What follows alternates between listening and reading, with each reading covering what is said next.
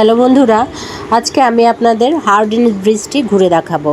আমার মনে হয় পৃথিবীর খুব কম মানুষই আছেন যারা পাবনার হার্ডিঞ্জ ব্রিজের কথাটি শোনেন নাই বা নামই শোনেন নাই। তো চলুন আজকে হার্ডিঞ্জ ব্রিজ সম্পর্কে কিছু উপকারী তথ্য আমরা জেনে নেই, যেগুলো আমাদের অনেক কাজে লাগবে এবং আমরা হার্ডিঞ্জ ব্রিজটা সচক্ষে দেখব। এই তো হার্ডিঞ্জ ব্রিজ, আমি আঙ্গুল দিয়ে দেখানোর চেষ্টা করতেছি। এটা আমরা জানি যে ব্রিটিশরা তৈরি করেছেন। হার্ডিঞ্জ ব্রিজ বাংলাদেশের একটি ঐতিহ্যবাহী রেল সেতু, যা ঈশ্বরদীর পাবনা ও ভেড়ামারার কুষ্টিয়া জেলার মধ্যে পদ্মা নদীর উপর দিয়ে নির্মিত হয়েছে। এটা নির্মাণ সাল হচ্ছে 1909 থেকে 1915 খ্রিস্টাব্দ পর্যন্ত। 6টা বছর লেগেছে এটা নির্মাণ করতে, এবং এই কাজটি করতে 24,000-এর বেশি কিন্তু শ্রমিক নিয়োজিত ছিলেন। একটি দুইটি ব্যাপার না, কিন্তু বহু সময় লেগেছে এই হার্ডিঞ্জ ব্রিজটি নির্মাণ করতে। তৎকালীন ব্রিটিশ ভারতের ভাইসরয় লর্ড হার্ডিঞ্জের নাম অনুসারে এই সেতুর নামকরণ করা হয়েছে হার্ডিঞ্জ ব্রিজ।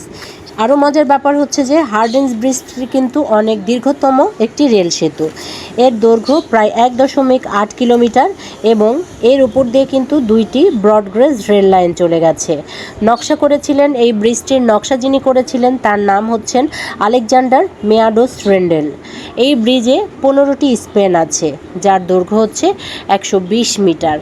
এবং দেখেন, আজ থেকে কত বছর আগে এই হার্ডিঞ্জ ব্রিজটি তৈরি করা হয়েছে, তারপরেও কিন্তু এখন পর্যন্ত এর লোহা লক্কর কোনো কিছুই ধসে পড়ে নাই, খসে পড়ে নাই এবং বহাল তবিয়তে আছে। এবং ট্রেনগুলো এখনও কি সুন্দরভাবে এই হার্ডিঞ্জ ব্রিজের উপর দিয়ে যায়।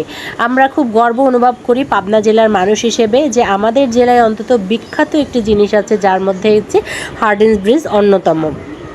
তো এই হার্ডিঞ্জ ব্রিজটি দেখার জন্যই আজকে আমি বৃষ্টির মধ্যে আনানকে নিয়ে বেরিয়ে পড়েছিলাম যে আনান চলো আজকে একটু বৃষ্টির মধ্যে হার্ডিঞ্জ ব্রিজটি দেখব। তো পুরো হার্ডিঞ্জ ব্রিজতে উপরতে তো ওঠা সম্ভব না, দেখেন কি পরিমাণ বৃষ্টি হচ্ছে।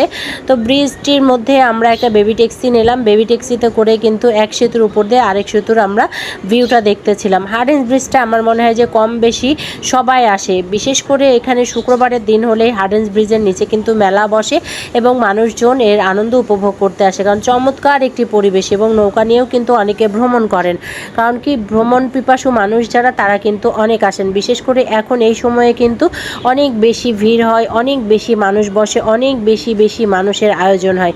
কিছুই নাই, তারপরেও না পরিবেশটা অনেক সুন্দর এবং বিকেলটা কাটানোর মতো। বৃষ্টির মধ্যে আমার কাছে খুব ভালো লাগলো। যদি হোন্ডা নিয়ে আসতে পারতাম তাহলে আরও বেশি ভালো লাগতো।